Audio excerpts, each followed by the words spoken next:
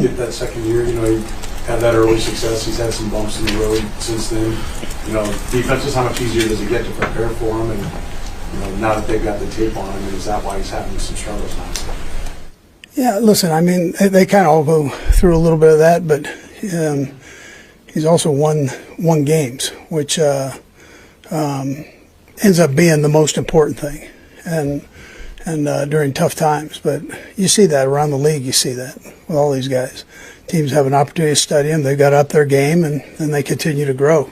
And they grow for a few years, and then they either make it or they don't make it, at that point. So to be able to sustain it for years is, quite a tribute to these guys. But he's a young guy that's continuing to see some different curveballs there, Andy, how beneficial was this bye week just with the time of the season and just trying to, you mentioned the self-evaluation on Monday, but getting the guys back yesterday, just how beneficial did you tell that they're ready to get back knowing that what's in front of them this last stretch? Yeah, sure. They understand that. And they were out there. And we can go lock ourselves in the office and do that stuff. They're out there and they hear everything. So, and see everything with the time off. And so they understand. They're focused, locked in, ready to go, ready to get back to work and get better. And that's, as a head coach, that's all you can ask for. Hairston, after the Bills game, said he was kind of picking up some tendencies from Xavier, or trying to figure out what he's doing. When you guys went back and self-scouted, did you see some things like that happen?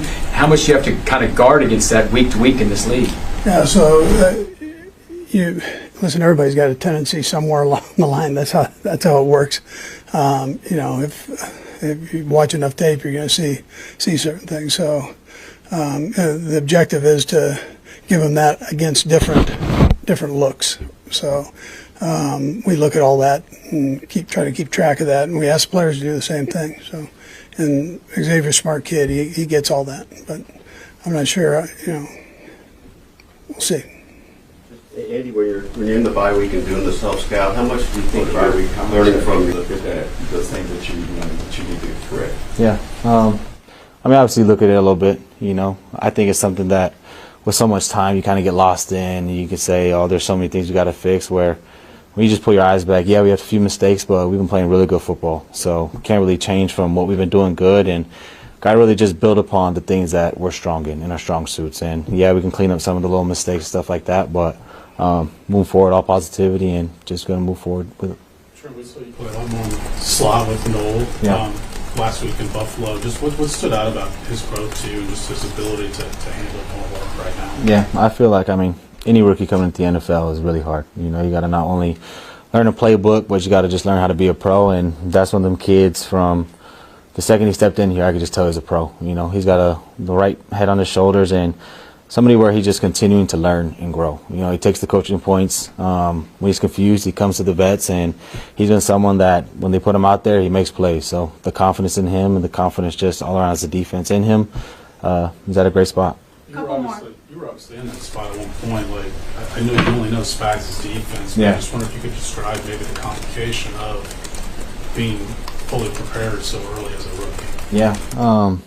When it comes to Spags' defense, one thing that always stuck out to me is the defense can change at any point. We can have a base defense this game, that'll change next week, and we doing little rules that change within certain play calls. So you just got to be on your details and understand what you're doing in that week, and that can be a little difficult at times, but once it comes by Friday and we've gone through it, we made our mistakes throughout the week, the coaches do a good job at kind of simplifying the game plan and going into the game knowing what we're going to do.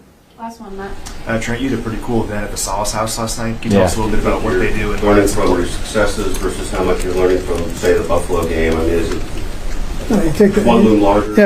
Yeah, what we try to do, and I think with technology now is different than it was a few years back.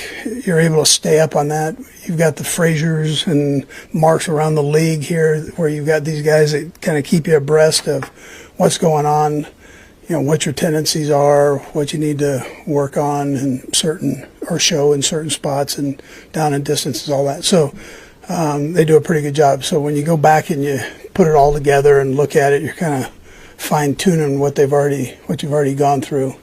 You just have more time to do it, and Is it beneficial? Yeah. I mean, the proof is in the pudding. So if we can do better, then it's been a good evaluation period. How much of a challenge with someone like Nick Benito, 15, impacts throwing Josh back in the fire? Does it impact it at all?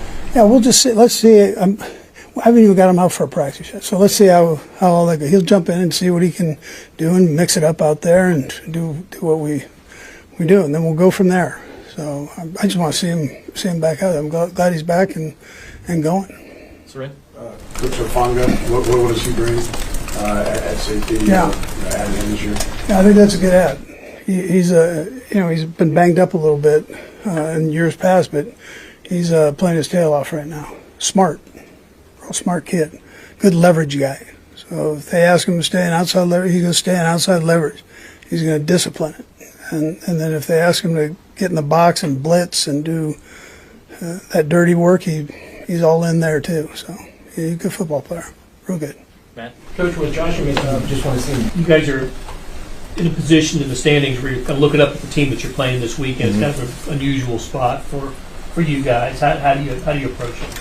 I mean, I feel like guys around here, we don't really look at that stuff, We kind of approach each week, each game the same way. I mean, we knew coming back after the bye week, every game's going to be like a playoff game because that's what we got to get ready for. So not really looking at stats or anything like that, really just focus on how we can beat the next team.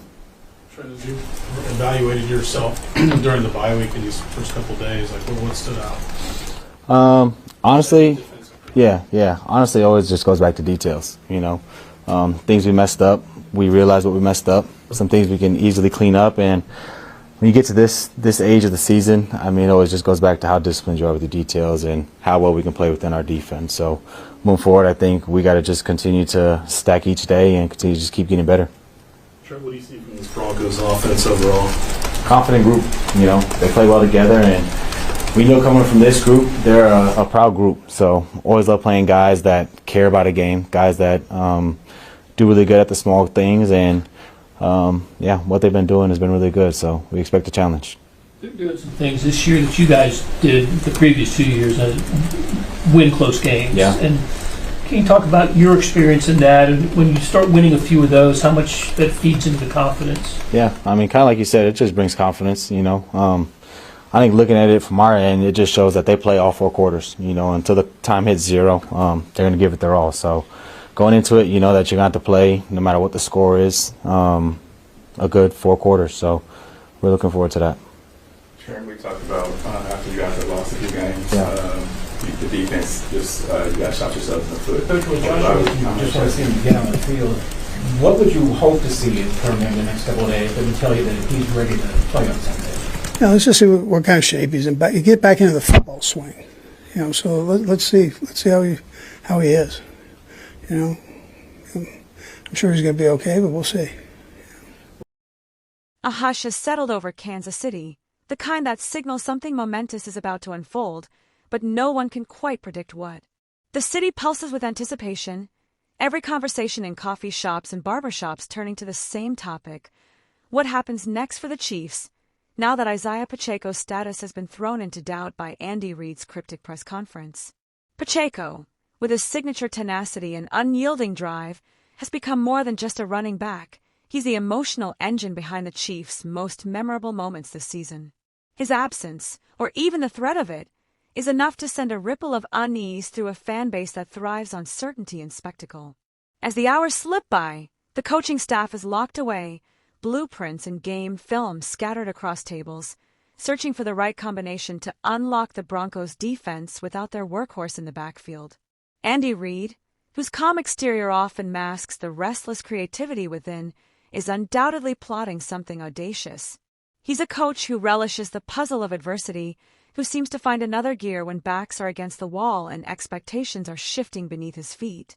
Across the league, pundits are lining up to speculate about what the Chiefs will do, but inside Arrowhead, the focus is sharper, more urgent. Every player knows that the margin for error has all but disappeared, that the smallest misstep could derail their postseason ambitions. Patrick Mahomes, the face of Kansas City's sporting renaissance, isn't just preparing for another game. He's preparing to shoulder the hopes of a city to show once again that greatness is forged in moments of uncertainty. There's a sense that this week, more than most, will require something unexpected, a flash of brilliance or a moment of grit from someone whose name hasn't yet been written in lights.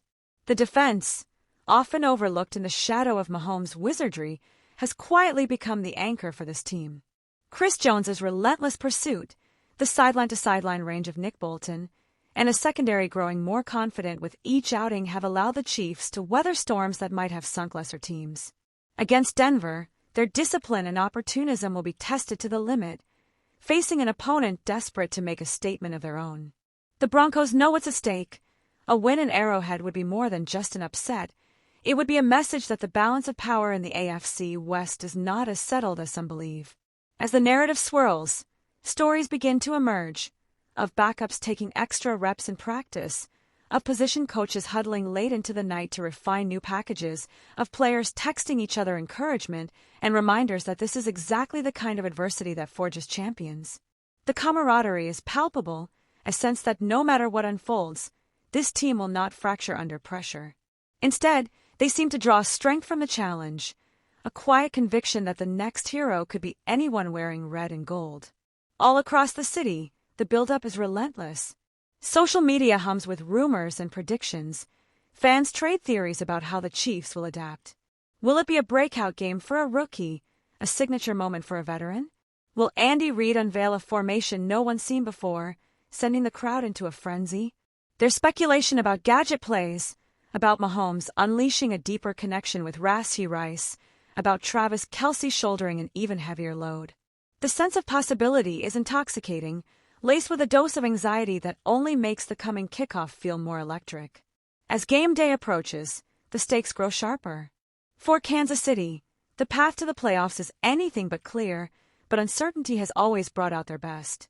This is a city that knows how to rally, how to turn doubt into determination. With Mahomes at the helm and Reid orchestrating from the sidelines, every snap promises drama. Every possession could be the one that tilts the season's fortunes. The crowd will roar, the lights will blaze, and for a few hours, nothing else will matter but the game unfolding on that patch of grass. In moments like these, legacies are born, and Kansas City's story, whatever happens next, will be written in the boldest ink.